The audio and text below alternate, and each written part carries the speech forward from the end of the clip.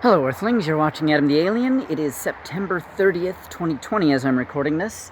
I have no plan for what I'm going to say. It has been a month. It has been a year. It's been a number of years. But, yeah, this 2020, pandemic and protests and fire. Oh yeah, that was this month. Fire. Lots of fire.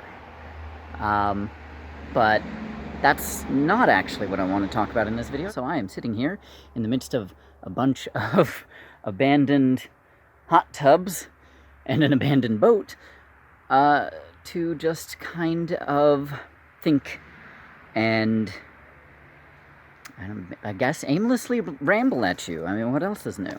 Something that I just can't get off my mind, something I've been dwelling on a lot, is that the world... Oh god, I don't even know how to say all this. I guess the best way to put where my mind's been at a lot lately is to say that I've been thinking a lot about how difficult it is to let go. More and more, the older I get, and especially in recent years, and especially this year, I've had to let go of a lot of things, and I'm still working to let go. When I evacuated from the farm to get away from the fires and the smoke, it was difficult to think about the possibility. Even though I maintained hope the whole time that it wouldn't happen, I had to accept the possibility that anything I left behind would be gone forever. So when it came down to what I really felt was most important to take with me of the physical objects that I owned, it came down to my hard drives and my old camera tapes, basically my footage, my photos. That was what's important to me, my memories. There was part of me that was ready and resigned to lose everything else, as hard as that would be. And that is kind of thematic of what I have been thinking about a lot, and what I feel like my life has been telling me a lot. Like, I'm sitting here in these abandoned hot tubs, again, that someone decided to leave in what is effectively my backyard. Just thinking about how I always assumed this land that I'm standing on would be here. And that's not a guarantee. In fact, it is almost assuredly not going to happen. And that goes hand in hand with having to leave behind how I thought the world worked, how I thought this country worked, where I thought we were as a people, because we're not there. We like to pretend that we're further along than we are. And I think maybe some of that is connected to hope, but I think a lot of that is connected to our inability to face the past, to face how the past affects the present, and to face our own flaws, both past and present. Lord knows we've all kind of been leaving behind the world we knew lately, and those who cling too strongly to a world before tend to make things difficult both for themselves and for the rest of us. For instance, take people who want to act as if the pandemic isn't still occurring, or that we don't need to really adjust in light of it. And I feel that. I mean, I get it. I do. I want to go about business as usual too. I also want to depend on my immune system, but that's not the world we live in. This is a new virus. We do not know the long-term effects, and we're making it worse for everyone the more that we don't take it deathly seriously. Similarly, our inability to face where our country is at, and where perhaps it has always been, is only going to prolong our collective pain, and especially the pain inflicted on the most vulnerable among us. And looking at the world and the way it's going, and my life and the way it's going, I've continually had to come face to face with the very high probability that none of my dreams will ever come true. That doesn't mean I can't have a good life. That doesn't mean I can't keep pushing for those dreams, and I will. But I am a person who has often been weighed down and anchored by the past in ways that are detrimental to my ability to move forward. And I confess I don't know how to solve that. There's no easy way through that. There's no easy way through that for myself. There's no easy way through that for the world. This is going to be a painful process on the personal scale for me, and on the grand scale for everyone. Moving forward is going to hurt. And it is hurting. Because we have to let go of things which may be sacred to us. It's hard. But so is growing. I mean, growing pains are a thing, and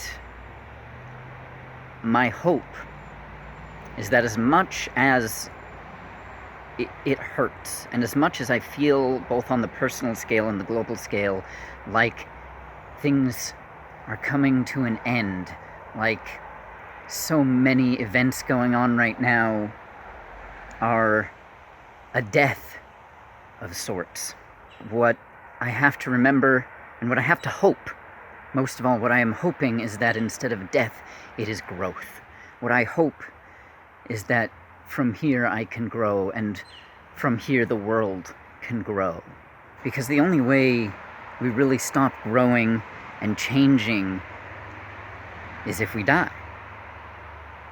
And I'm not willing to accept that outcome yet. I have fought too hard to live, to accept this as an ending, not as, at least to accept this as a final ending, because I have to remember, and we all have to remember, that with endings come beginnings. There is no ending that doesn't begin something for someone, something, someplace else. Since I was very young, I have loved The Never-Ending Story. The movie, which came out the year I was born, was my first exposure, but I also read the book when I was quite young, and it remains one of my favorite books, in part because the concept it revolves around is so central to what I believe about the world, that we are all part of a story that never ends. Our stories, our individual stories may reach an end, chapters of our lives may reach an end, but there is always something more. We are not alone in this world. We are connected to everyone and everything in some way, however slight. And I think that's beautiful. And I think it's important to remember, because we are all in this together. We all are part of the same overall story of this world, of this universe, of whatever all this is. And when we forget that and become too immersed in ourselves and just our own personal things, it's easy to lose perspective, and it's easier still to cause harm to all the other people sharing this story with us. There will never be an end to pain, but that doesn't mean we have to accept the way things are right now, because the way things are is not how they will be. The way things are is not how things were. There will never be an end to the need to grow. We must always keep pushing, keep learning, and keep growing who we are. Change is the only inevitability of life. People say death and taxes, but taxes aren't actually inevitable. All you have to do is look at the President's Leaks tax records to see that. And death is just a form of change. When I watched my grandpa die in 2015, I remember watching his body change in real time from something that I could see as him, that was him, to something that was not him anymore. It was something left behind. It was something he had to let go. And his presence in my life, whether I liked it or not, his presence in that form was something that I had to let go. And now my personal life and the world, each face changes that involve having to let things go, whether it's preconceived notions about the world, whether it's belief in how things work, whether it's people, places. Sometimes you have to let it go and proceed with your part of the story.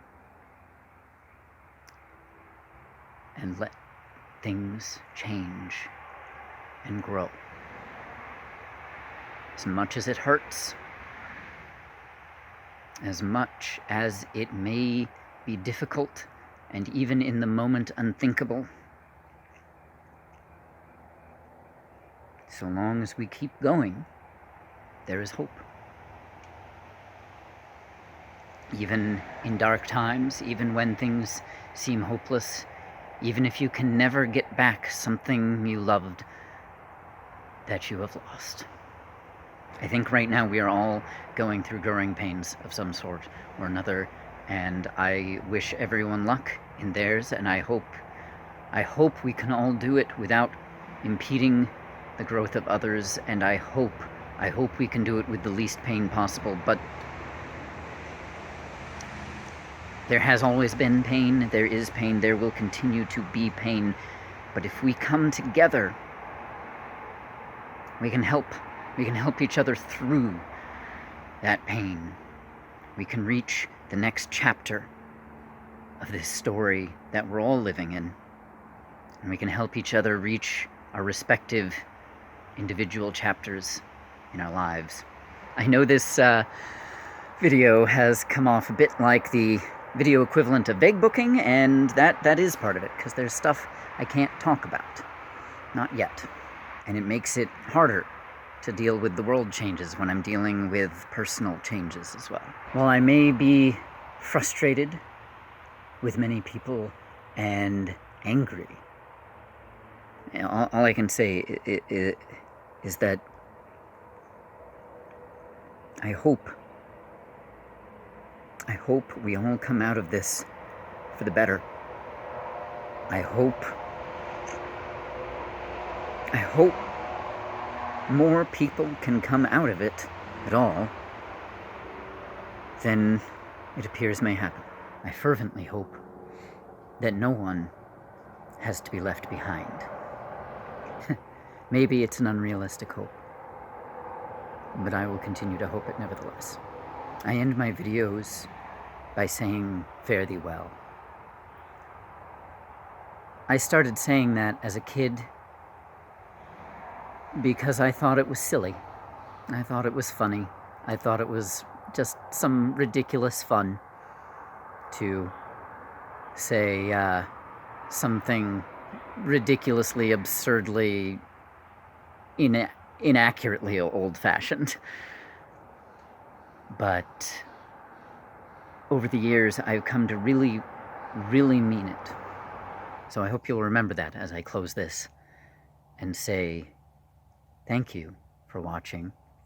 I look forward to growing with you and building whatever the future is, hopefully together. And until next time, fare thee well.